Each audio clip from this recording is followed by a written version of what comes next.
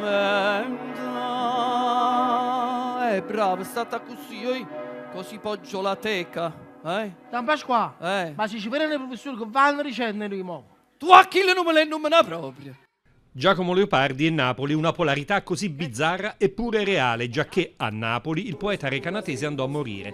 Gianni Aversano, autore ed attore, nella farsa drammatica Un gobbo snob, esilio napoletano dell'insaziabile Leopardi, ricama una delicata e possente trama che mette in relazione l'autore dell'infinito con l'infinito stesso di cui lui era assetato. Aversano attraverso la figura storica del cuoco e Peppe Papa attraverso quella immaginaria di un facchino poetano, cantano e ragionano sulle ragioni e sulle follie dell'intellettuale gobbo. Tutta quella gente che si fa lisce profumate, si fa bellelle, eccetera, è morta. Sì. E Don Giacomino, che non si è sporco e sta sempre tozzuso, è vivo. Proprio da me. È Fattella che la vada per bene. Non la vado fuori mo'. E noi distinguiamo lo stesso. Sì, hai detto, uè, mannaggia, come noi, posso sto cosa, che ne si deve... Ma quando ci chiamo?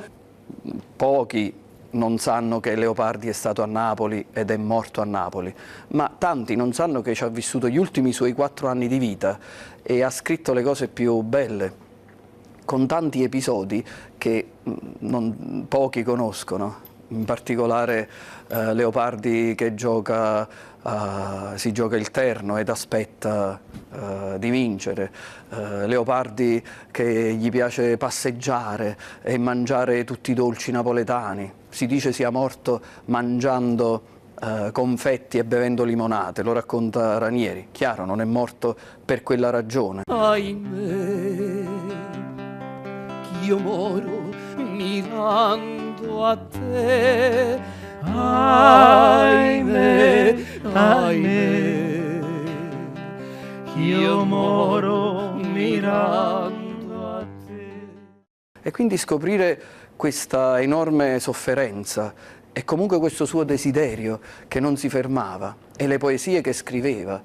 Allora ho detto, caspita, Leopardi a Napoli, che somiglia tanto a quelle canzoni napoletane malinconiche che tanto ci piacciono, perché ci sono tante consonanze tra le poesie di Leopardi e le canzoni napoletane e noi nello spettacolo le facciamo sentire bene.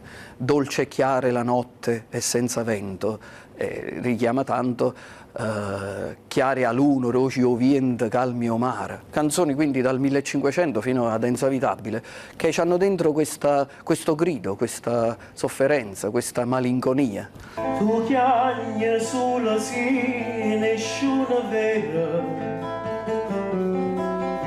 Tu strilla sulla sì, nessuna sente. Ma non è acqua sangue rinde pena. Carmela, Carmela, se l'amore o contrario era morta e tu sai.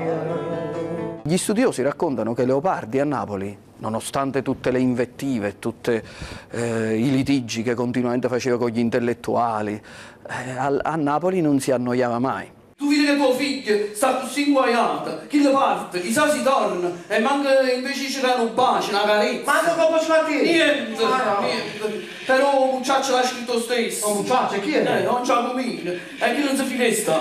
C'ha scritto una lettera, cara madre, scusate se vi scrive, vero? Però io volessi sapere voi come state, non vi scordate di me, magari facete scrivere a qualcuno, leggere, se vi ritocca il fare. La patronata.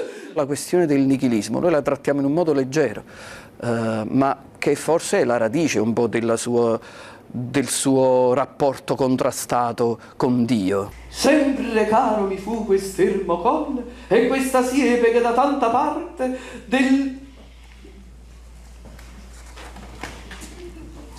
Don Pasquale, come la puntata ha girato non caglia. La cancellata! E certo! Chi le ha puzzata e si è pentito! Non ce l'hai! Tu ce l'hai, non ci azzeccava proprio! A chi le piace scrivere triste! Oh! Pensare tutte le sue sofferenze, a pensare come l'ha trattato la mamma, pensare come la Chiesa non è che lo abbia accolto, e Tommaseo e tante altre cose, cioè minimo uno diventa scettico. Quindi chiunque di noi nei suoi panni avrebbe fatto molto di peggio, mentre lui si paragona a Giobbe e dice io soffro e lui continua a gridare. Quindi Leopardi non è nichilista per me, ma Leopardi è profondamente religioso, grida a quel Dio che non riesce a credere. E chi sta posto suo?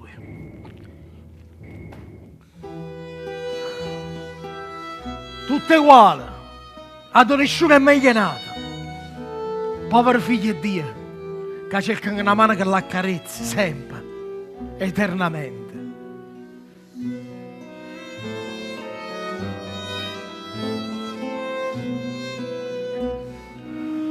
E il naufragare m'è dolce in questo mare.